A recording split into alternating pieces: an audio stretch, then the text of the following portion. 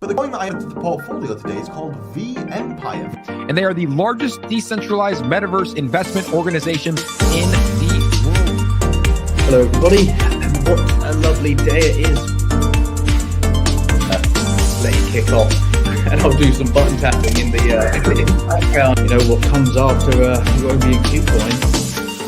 When Binance. Don't think I've ever been described as a TradFi expert before, so even I was very happy when I read the title of this one. We have two previous guests, at least one previous guest with us. Anyway, that you may recognize, who also have background in traditional finance, like my good self. So I'm sure there's some sort of agenda that I've got to dig out, but almost certainly we're just going to end up getting distracted and debating. Let's hope that they're as bearish as I am, because otherwise we're in trouble. So yeah, if we could bring out at least one or two of our guests. Let's see who's here. Just the one. See, the other. Hello. They're not showing up, are they? There's not a second one. No. Not here anyway. No. How are you? I'm good. Yeah. How are you? Yeah, not bad. Thanks. For having me. Yeah, give everyone a little bit of a intro and oh, there we go. How are you doing? Yes, we are all here. Lovely. I was about to say for Dhivyan to give his introduction, but may as well get both of you for those who don't remember from the last time. Fantastic. Dhivyan, you go first. So I'm Ahmed. I'm the founder, CEO, and president of Fluid. It's an AI-based liquidity aggregator. Fair enough. I think you cut out for a minute there, Dhivyan. You with us? Yes, I'm with you now. Okay. Do you want to give an intro to yourself? Yeah, sure. I'm Dhivyan Kandai. I'm the founder and COO of HotDAO. We take real estate and make it so you can borrow against it on the blockchain. And what both of your traditional finance backgrounds before you got into blockchain? So I was a banker for around 16 years, an investment banker. I was at Credit Suisse, Bank of America, and I was also the CEO of Jefferies for Middle East Africa. And then I'm also the co-founder of Haven, which is a fully regulated OTC and custody platform, and payments platform as well, based out of Abu Dhabi. Fair enough. Hopefully you weren't in their leverage loans department at Credit Suisse. No, I was in capital markets. Fair enough. Good stuff. What about you, Dhivyan? I think you're cutting in and out a bit with Wi-Fi, so it was just on your traditional background. Yeah, I'm not sure what's going on. Apologies. It's just coming in and then it's just going. Yeah. So my traditional background, I worked as a stockbroker from 2012 to 2019. Just very plain vanilla stuff. So trading equities, bonds for high net worth individuals. Then I moved into real estate private equity, which was a lot more sort of interesting. And I guess taking TradFi and real estate together, and then taking it into account with my interest in blockchain on the outside. I just thought it'd be there's just an obvious hole to plug. Fair enough. Yeah, I mean it's we definitely need more people from traditional finance in blockchain, because tell you what, the absolute lack of economic common sense when people design tokens. Yeah, honestly, it's crazy. People only think about economies after it goes wrong. So yeah, the more we can get over, the better. But speaking on markets, I'd be interested to hear what everyone's non-financial advice take is if we talk about traditional markets, because I think it's very, very, very unlikely that crypto would ever bottom before the stock market does. So maybe focusing on sort of stock market, which will inevitably end up leading sort of our industry. So I think sentiment at the moment, as we all know, is driven by where we are from a macroeconomic perspective. Interest rates are going to stay high for a while to try to bring down inflation. We're here in the UK. We're entering a 2-year recession, so expect, I think, real asset prices to keep falling. I think we're probably in for a winter in the traditional markets for maybe another year to 18 months. But pivot. That's all I'm seeing everywhere. God, literally any excuse, any tiny little drop in. For example, it's crazy how recession's now bullish. As in the good news is bad news narrative. They had come in, and the just now we had the PMIs of manufacturing come in for the US, which was like expected at 50. It came in at like 47. Instant green candle, of course, like because recessions are so bullish. But yeah, I think that people are.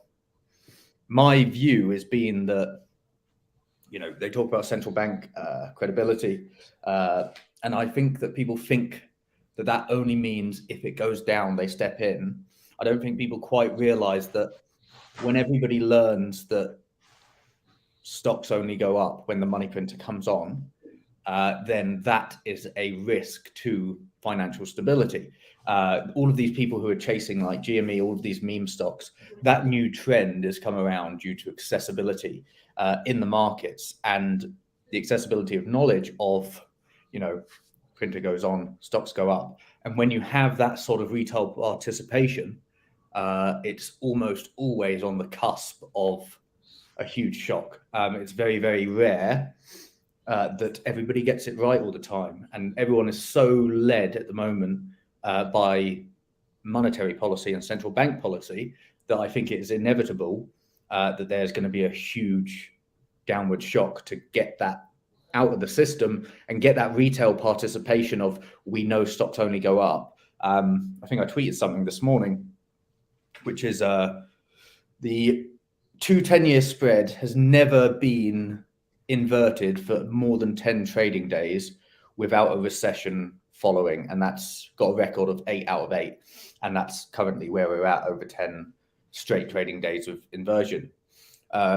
We've also never bottomed in the stock market ever until we've officially been in a recession, which we're currently not in. So as logic dictates, if 8 out of 8 times are to be trusted, we haven't bottomed, yet people are willingly buying up here at like 4030 in this blind hope. But that's just me as a super bear. I'll let you step in with your take. Yeah, so I think I'm pretty bearish for the next 12 to 18 months. As I said, I agree. The whole money printer thing, you know, in 2020 it was Trump took the policy of printing $1 trillion into the stock market, which saved the stock market from total collapse. However, you know, we're feeling the effects now, and this and with a war in Ukraine, you know, coupled with energy prices, etc., the recession will really, you know, will we see a bottom? I don't know. I'm not a technical analyst, but I wouldn't put my money in the stock market for the next, you know, year. I'll let you step in, Dhivyan. Yeah, I'm sorry. It just keeps cutting out. I'm so waiting to see when someone's finished talking and then just waiting for a silence. That's all. Just interrupt us. Yeah. I don't know what I'm interrupting. That's the thing. But yeah, for me, I think it's the big thing. The big time bomb is mortgages, because like everyone through a sort of gradual process, well, most people are just going to come to the end of their mortgage cycle and they're going to have to refinance. And I think the dropout rates in the little gap, you know, for people that are able to afford mortgages is going to be massive. And there'll be sort of more and more people that will have to either, well, sell their homes or and also enter the rental market. But I think that has the potential to kind of, at least in terms of like real ability to like hold wealth, I think it's going to ruin the next 10 years. It's going to be a Good. real... I've got a couple of equally as miserable people as I do, which is good, because usually I have all this hopium that I've got to get angry at. But that's good. Now we can depress everyone together. But no, I mean, there's much reality, more negativity, which I've got, especially on the crypto side. You know, we do have, I think that what a lot of people don't realize is that almost, you know, the inflation is a direct correlation with the exuberance in assets over the past 2 years.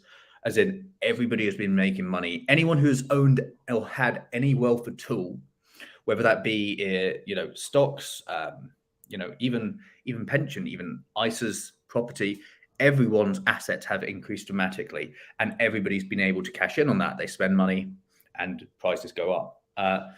The problem is, everybody is waiting for this pivot so much, but I don't think people realized the effect it would have if they started printing money again whilst we are at this sort of level of both inflation and the impact it would have on commodities. As in, it would absolutely send like agriculture, wheat, food prices soaring. Because if you suddenly have, we're being helped, well, arguably, what's helping bring inflation down is the strong dollar. If you start weakening that, then that is going to hinder any progress. And I think that the reason why the markets are inevitably not bottomed is because people keep, it's happened 3 times now, this narrative of, oh, it's okay, the Fed's going to pivot. And every single time, like, did you watch the press conference with Jerome Powell, the last one after the Fed rates meeting?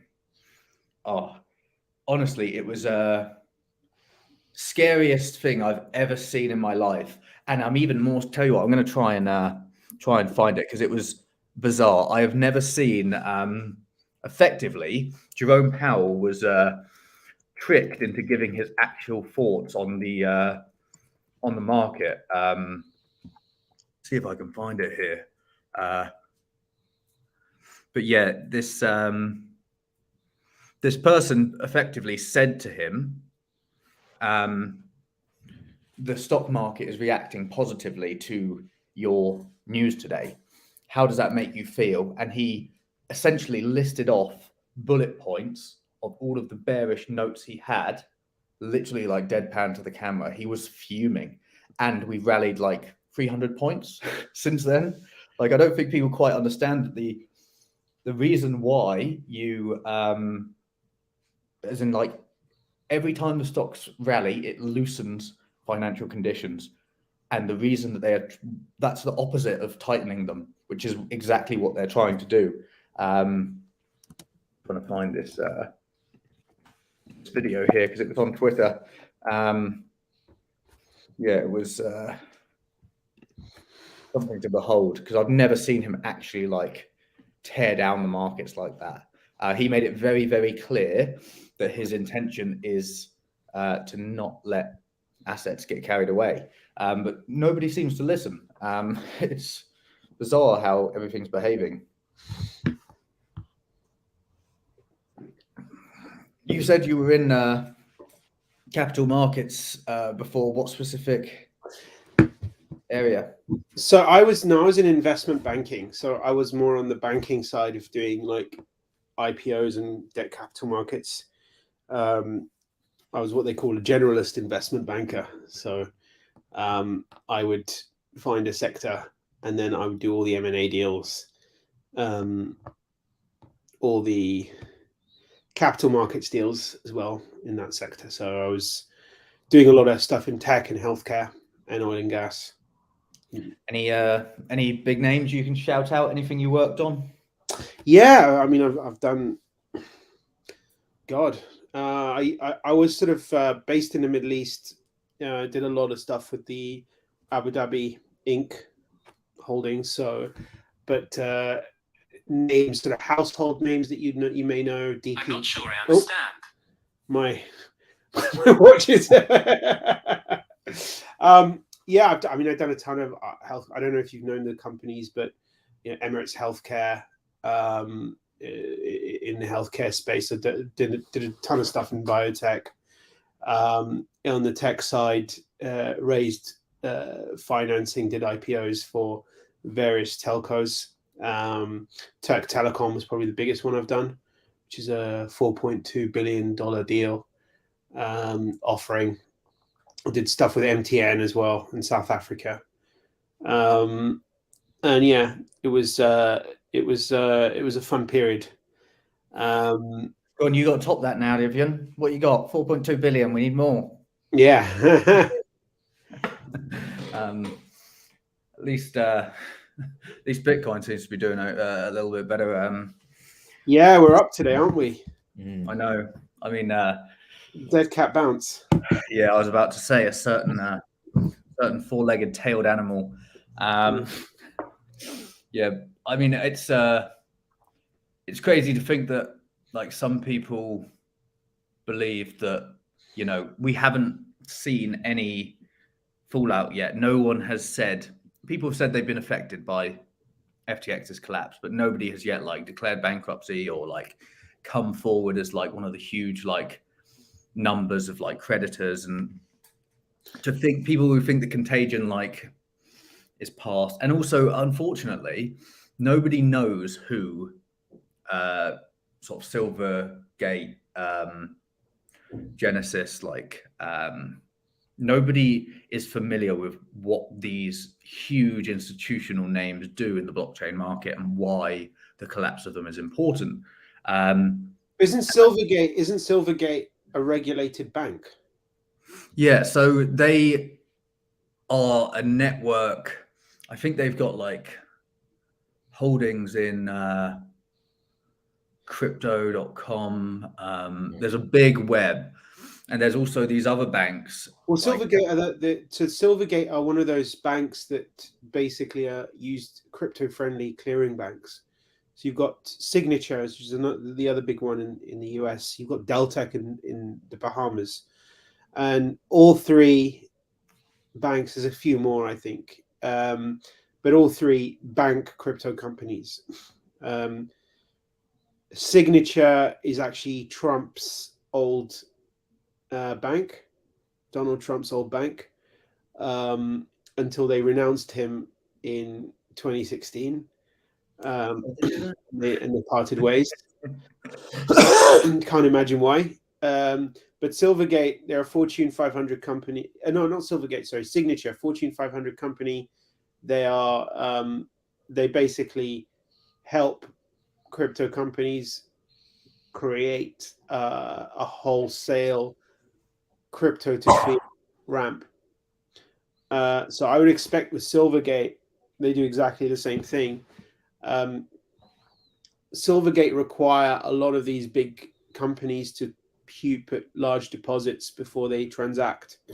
So there's always a 500K buffer for each company that onboards with Silvergate.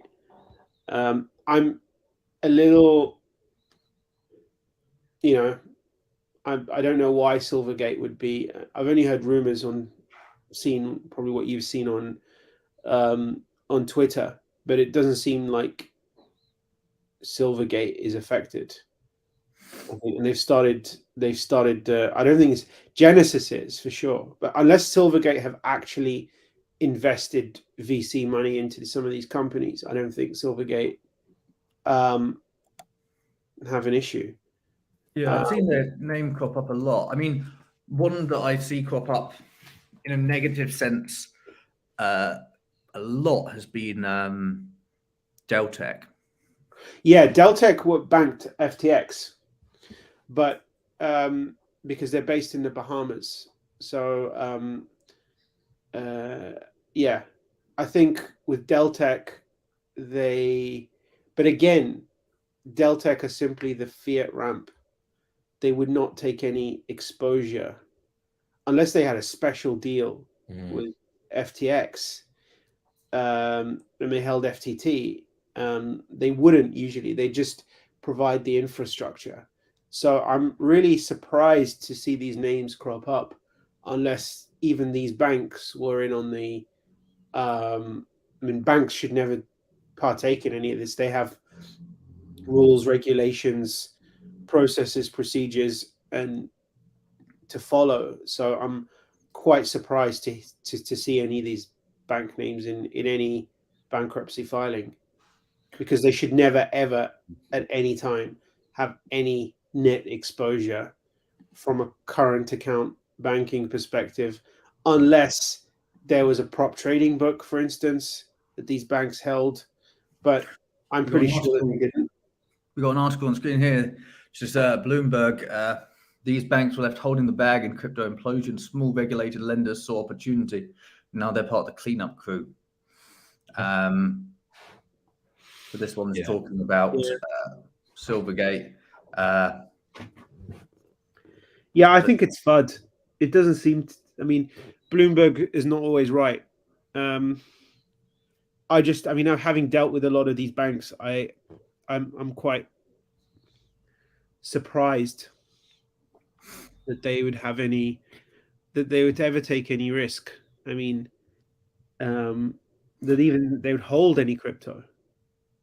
I mean, Wall Street Journal tends to be fairly doesn't tend to report. I mean, still, it's all worrying. I mean, we can't say that banks have always been on the right side of unregulated investments, and especially when you're talking about regulations in places like Nassau or the often. But these are not lending banks. These are not lending banks. They simply provide the infrastructure. They provide a current account by which one person can send fiat, one person can send crypto. These banks never hold crypto. They're not allowed to hold crypto. See, I've spoken to Deltec before, and maybe it was on like the separate side of their business. I guess how much are they split? And I've spoken to Deltec about crypto and having an account with them and stuff like that. So I guess the question is not necessarily about whether the right job has been done in separating the sides of the businesses, because there's definitely areas where, like, for example, when I dealt with Deltec, where stable coins would come into it. When I spoke to Deltec back, this was after 3 Arrows, but way before this FTX stuff, and they'd stopped lending against stable coins. And that was I wasn't aware that they did that. So it's not right. They can do whatever the hell they want. So Deltec it's not Deltec. They've got like two things. They've got the actual, or Del Chain, maybe? Is it Del Chain? But they're the same. They're the same thing, but yeah, they're similar. But yeah, that was when I spoke to them. Oh, I want to show you the FOMC of exactly what Jerome Powell said, because you'll even agree after watching this, it's very you don't tend to see a central banker speak how Jerome Powell does after this question.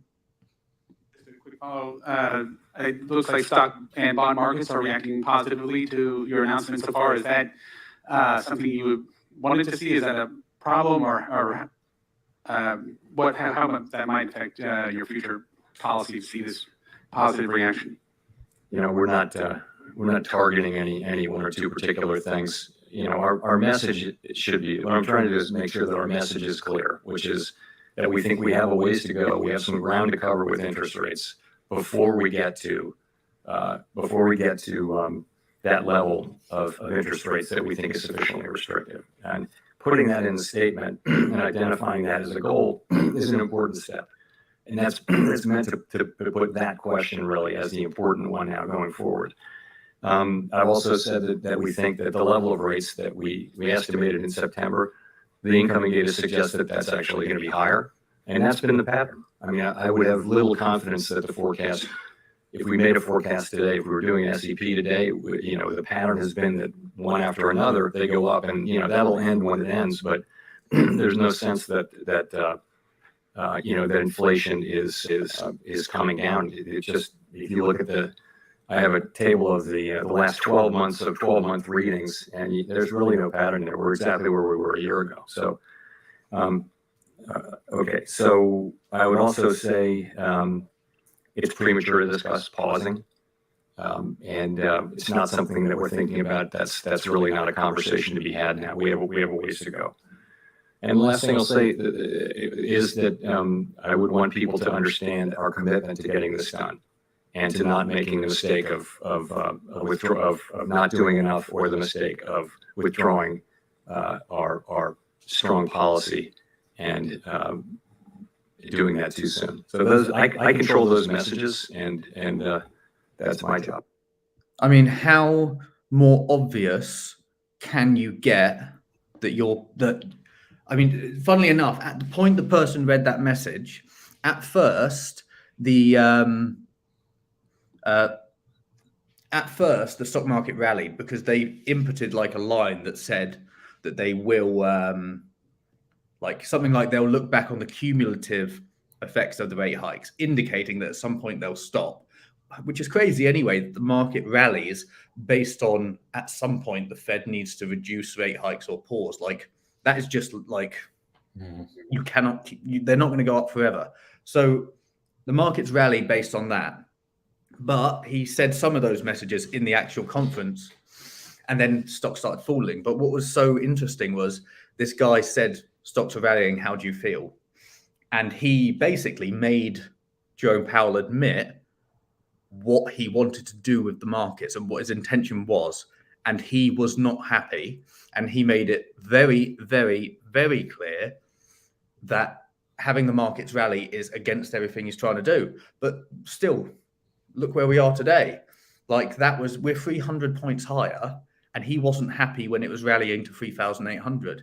So I don't understand how people aren't getting this message. They're just looking for any excuse, any hint of like the doldrums finishing. They just want to get on that and then just see if it takes them higher. That's all I can imagine. It's insane.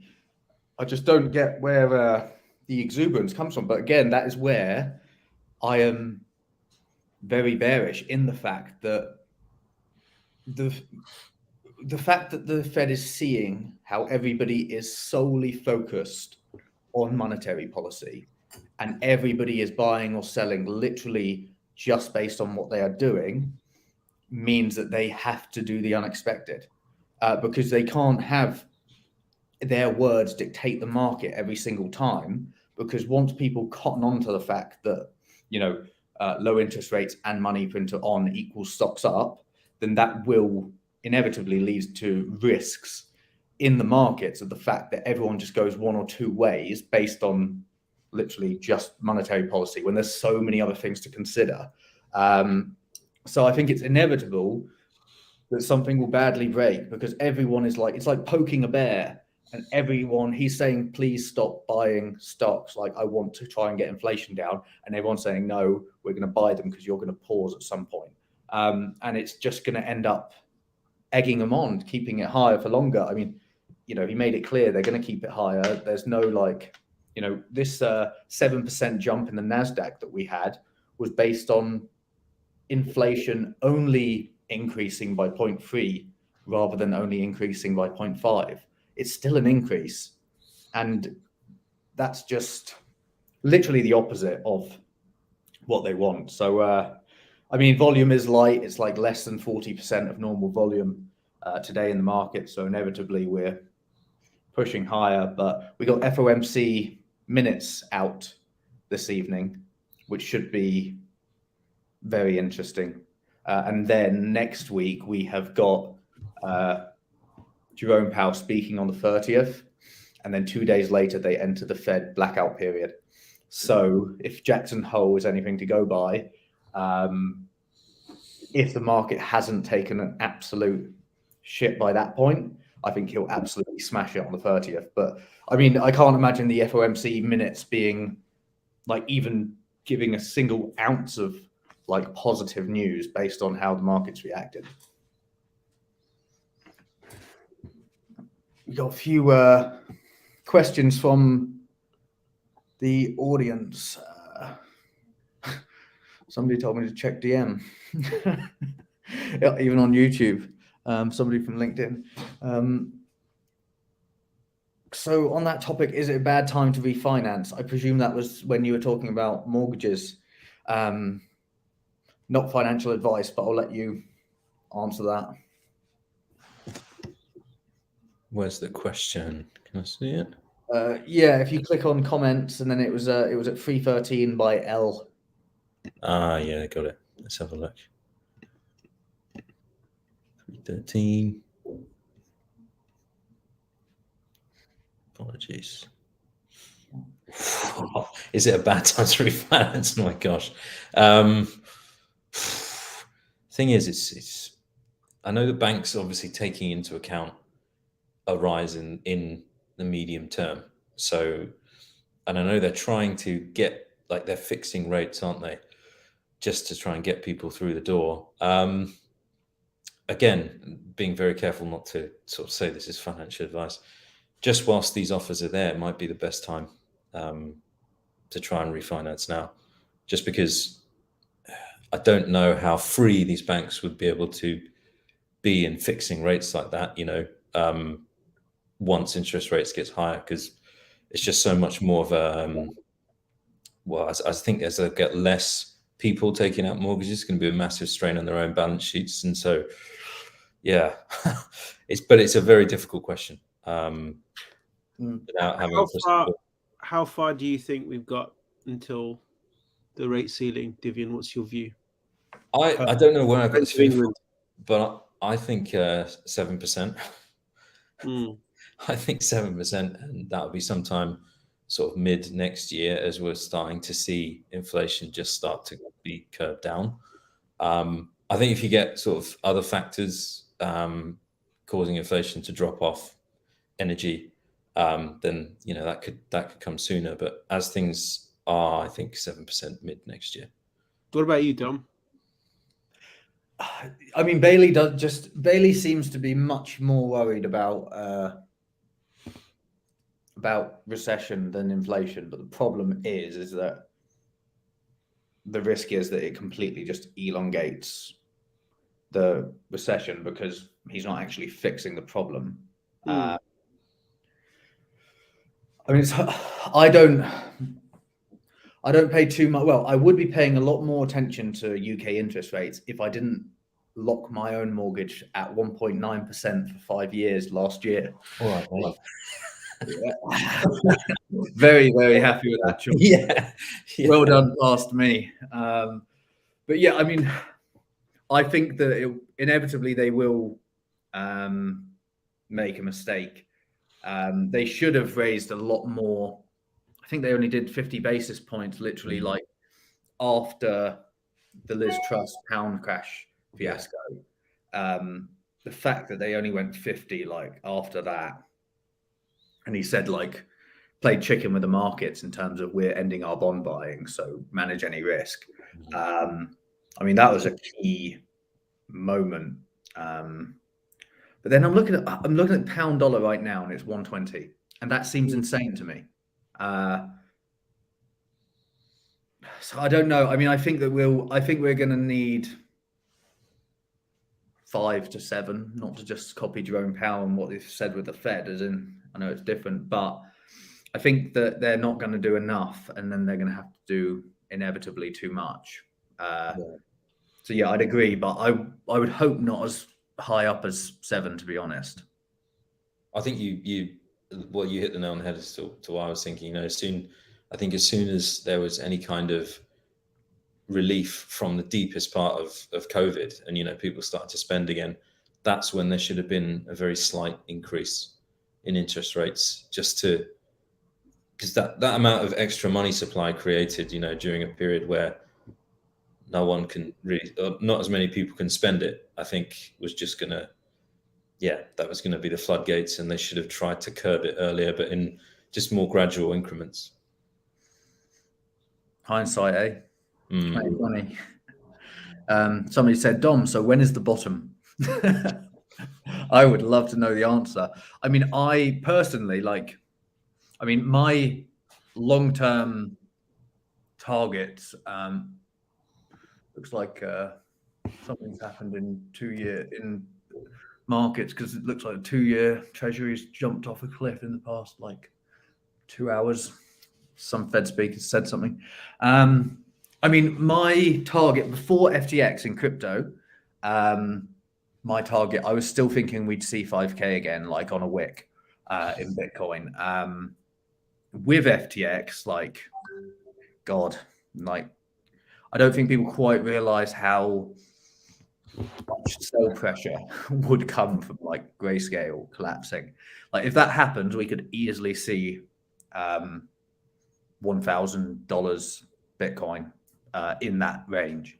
I don't think people quite realize the astronomical sort of screw up that it would cause, or could have even already caused. The problem is with any sort of financial business, 2 to 10 year spread, minus 76.88, FYI.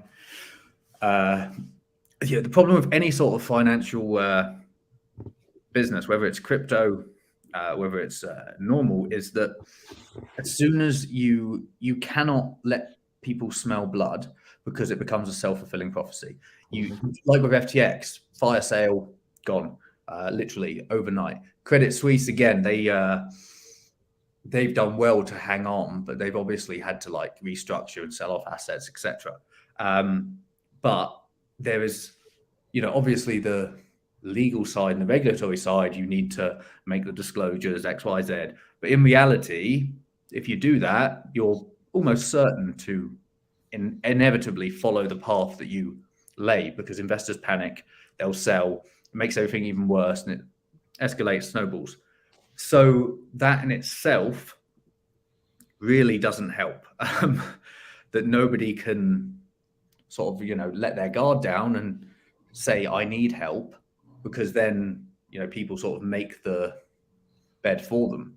So unfortunately, it's just part and parcel, and happens with finance and with listed stocks, assets that are tradable, is that when you give people, a decision, buy, sell, and a value of the company based on that, inevitably it incentivizes people to play it close to their chest, which can cause more damage, as we have seen with FTX. FTX went bankrupt earlier on this year, even arguably last year, just didn't tell anyone. So, they wouldn't say, oh, by the way, guys, we're having problems, because inevitably it would have caused the bank run that happened eventually anyway. So, yeah, I'm just hoping that, people weren't that stupid, but unfortunately, time and time again, they are. So yeah, I think, no, I think it's a good thing what happened with FTX in hindsight, and I think there will inevitably be more pain.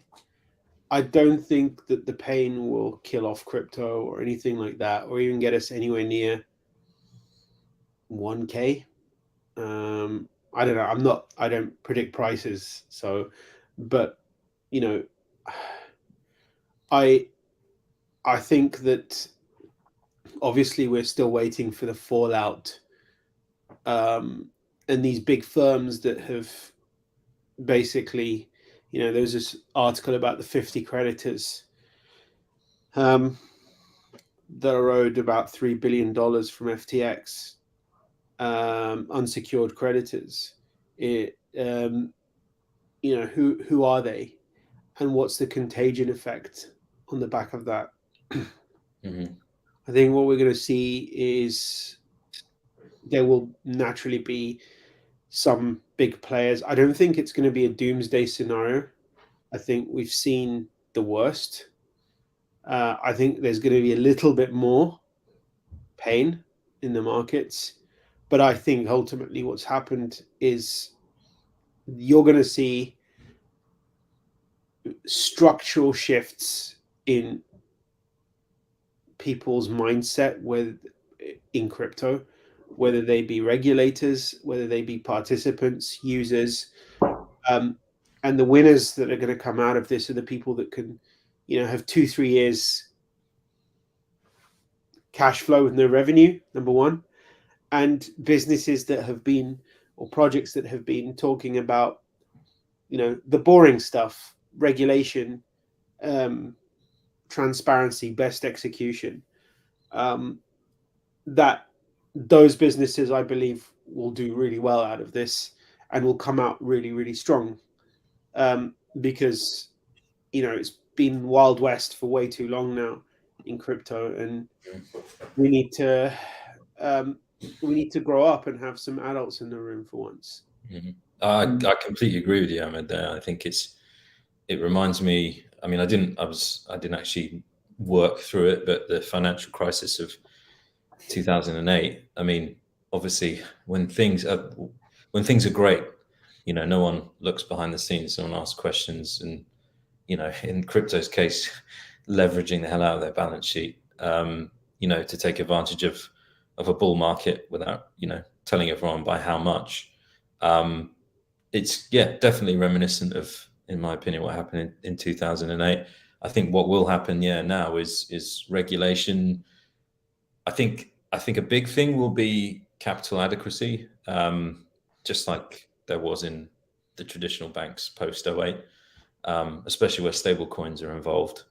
And then, and I agree that the bear market is just going to flush out the hype stuff, and then you're going to be left with quality, or you're going to be left with like an environment that is conducive to breeding quality. So, you would hope that the UK would set up a good enough environment to stimulate some really great projects and talent to come over. The UK won't. The UK is a mess, I believe, in terms of, and this is why everyone's moving to Abu Dhabi and Dubai, right?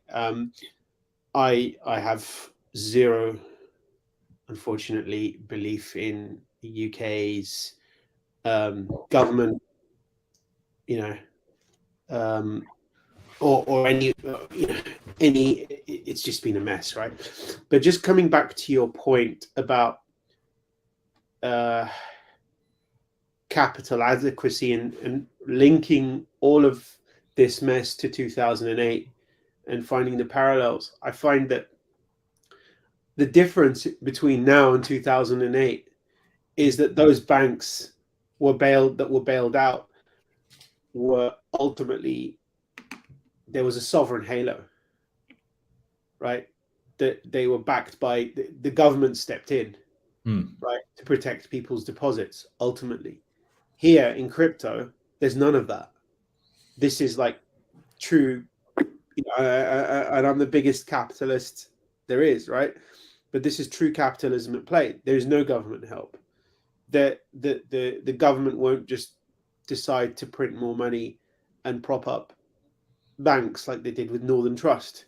There aren't any too big to fail crypto exchanges, right? No one's going to go and back Binance if it falls over, right? You might get a bunch of private money, but it's got nowhere near of what the government can do. And that's the big difference here. So we're at a much higher risk level than we were in 2008 for crypto. I mean, I got particularly worried today when a tier one exchange that I was dealing with for a listing for an advisory project, they came into the chat after we turned around and said to them, no, it's too expensive. And they came back with this new special offer where they are reducing the fees, but they are requiring a large security deposit in stable coins. And I thought, well, that's interesting timing, isn't it? That really gave me red flags. And I instantly messaged around and said, to people, by the way, get your money off of here, because this that screams to me that there's problems. Like, oh, suddenly you've got a special offer of give us this security deposit, but if they go under, then that's gone. So yeah, that gave me a huge red flag. So I reduced my exposure even more on all exchanges, just in case after that. So yeah, the problem that I see, and the reason why I give the insane example of like 1,000, is mainly because I think if one more major exchange goes, like at least another 80% of them will go, because there's no way that, you know, if another one has these problems, then almost all of them will have been doing the same thing, and there's just not that confidence. And if one more, like with FTX, nobody quite understood like what was going on. Nobody had time to react, and their capital adequacy was like, you know, they literally like had like 20% of the funds that they said they did. You know, there's a lot of them that might have 50%, but people have had a lot more time to assess situations, a lot more time to take money off, and if exchanges didn't have the requirement, one more major shock, like let's say, actually no, I'm not going to say names, don't want to get in trouble, but let's say like a, you know, X exchange that's like rank number 7 out of like the top 100, like, so a tier 1 but not a proper tier 1 suddenly goes under, like everyone below them will go. Like it will be very, very hard for them not to, in my opinion, and I'll leave like 1, 2, 3 major ones, and the rest of them will be gone. That's why I give that crazy target that if we do have another major exchange go, all Grayscale Bitcoin Trust goes, then that's where I see that scenario of like, you know, $1,000 Bitcoin. If like we don't get some sort of, you know, a new FTX, then I don't see that happening. I still think like we'll be into single digits, as in like sub 10K, not single digits like $9. But yeah, that's where I see the problem. If another exchange goes, like everyone's going to rush to the exit of exchanges, which would just be an absolute domino. It makes me wonder, like, who of the people left in the market, I wonder what the actual split is. Like, you know, what percentage is actually retail that are still sort of hodling, you know, and what percentage is institutional? I'd love to know that. I don't have Chainalysis. I subscribed to, I bought a Nansen subscription the other day, because yeah, I wanted to have more transparency and be able to see like what's going on, have more of like a front end. Like occasionally I'll try and go down like an Etherscan hole, but it just takes too long and I get lost too easily. I think this one's more for you, if I remember, Ahmed.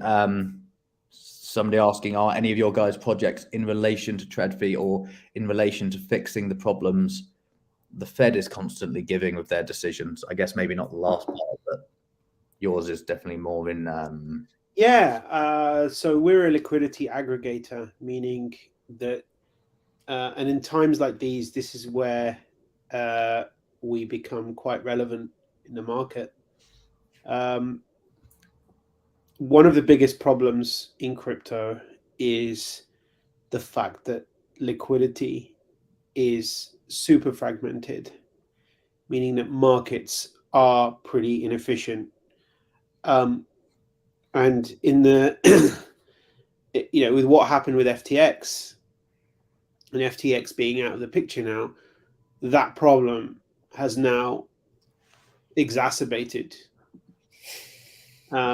meaning that there are fewer kind of silos of liquidity in the market. And what we are doing is, you know, call it as of middle of this year, there are around 400 to 500 active centralized exchanges, just CEXs around. And I expect there's going to be far fewer now. But what we are doing is that we are connecting all of those exchanges together, providing liquidity from all the top exchanges, CEXs and DEXs. And we were doing an exercise the other day where we were looking at just the arb opportunity between all the top three right now, Binance, Kraken, Huobi, and you could see that there was at any one time anywhere between $30 to $60 delta on Bitcoin, meaning that it's a huge, very interesting arb opportunity, and there are funds, shark funds that are out there that are making a killing out of this. Now, what we do is that we're an aggregator. So just as you're buying, I don't know, flights off Skyscanner and you want to get the best price, we aggregate that liquidity. And not to bore you with the details, but we aggregate that liquidity into one order book. We connect to all the exchanges. We don't take any risk. You take that risk because you choose the exchanges that you want to participate in. And we use similar, sort of ultra. If you're familiar with high frequency trading, you'll know a lot about ultra low latency technology. Things like co-location, etc. So we replicate that infrastructure, but we also overlay onto that AI and deep learning. So where we're able to predict those order books with a certain amount of accuracy using deep learning techniques, and to eat into latency. So one of the biggest things that creates market inefficiencies is latency. The higher the latency, the bigger the gap risk, and the more you have to price. So for instance, if you're an OTC desk in crypto right now and you're connected to, I don't know, you're based in, call it Japan, and you're connecting to a server in the Middle East or the US, you've got a round trip of around 700-800 milliseconds. And generally, as a rule of thumb, 500 milliseconds costs around 2% of gap risk. So you can imagine with that problem, and especially with what's going on now, that problem has gotten even wider. So there are people all over the world that can completely arbitrage the hell out of that, just playing the latency game. So what we do is that we give users best execution by predicting these markets using deep learning. And we've got a partnership with Imperial in London, Imperial College, and with Bleking Institute of Technology in Sweden. We've about 15 postdoc researchers working under us full-time that are developing these models to be able to predict. And we're able to get prediction to about 99.5% accuracy. That information we don't trade on. We are very clear in separating church from state. We don't trade that money. We simply provide best execution for institutions, for exchanges, and hopefully in the future for retail as well.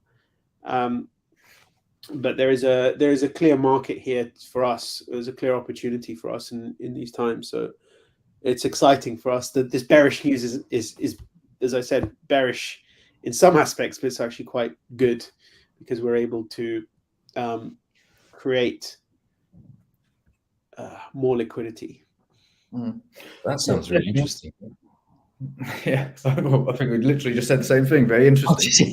I was actually wondering in a bull market, does that, you mentioned that $30-$60 arb opportunity, does that expand or does that contract in a bull market? I'd be interested to know. It's about the same. Probably expands in some aspects. It depends on the volatility, and it depends on latency, network latency. Those are the two things really that create arb opportunities.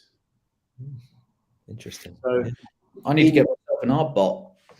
Yeah, I mean, look, it's actually, you can see it, but to actually trade on it, you need to have trading systems, risk management systems. It's not so easy to do that. But yeah, of course, if you're able to fill your orders, and also the larger the order that you put in, your trading strategy has to change. So while it may work, your trading bot may work for small amounts. The larger amounts that you want to trade with, you're going to need a completely different strategy. But we use things like, so for our AI, we don't just use like statistics and quant methods that everyone else uses. That's just one feature. We use things like sentiment analysis. So we connect our models to things like Twitter feeds and Discord, gold, the gold indices, a lot of TradFi metrics, the CPI index, to actually use these and see patterns in the data. And so our models start to learn the behavior of order books for a few seconds based on a lot of this data, and it's really cool. We've got, AI is great because you can put over 150, 200 different features, and all that does is increase the accuracy of your output. So, whereas traditional high frequency traders, hedge funds, you just use, MACD and Bollinger lines and whatever. We use, but those only really work about 50 to 60% of the time. They don't really work. Their accuracy level, especially beyond, 1 to 2 seconds, goes down the toilet. I've always hated Bollingers, and I've always hated EWT.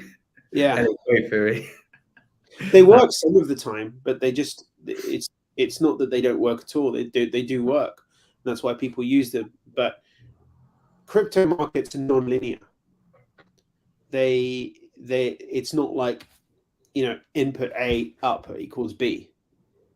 They're completely complex and non-linear. And the patterns that are involved that come out of different inputs have huge amounts of the outputs that come out have huge amounts of sensitivity to different factors. I have got a person that I need to interview in a minute, so unfortunately we're going to have to leave it there. But yeah, it's been interesting, especially that final part. I'm going to have to hit you up and try and wrestle that data off you. But yeah, thanks so much for joining, everybody. Thanks for joining as our guests. Stay safe in the markets. If you are trading and you are shorting and leveraging, make sure that you use tight stop losses and don't overexpose yourself to any sort of market movement, long or short, especially in a low liquidity week like this week. But yeah, thanks so much, everybody. Do like and subscribe, and we will see you next week. Thanks for joining, guys. Thank you. Cheers. Bye.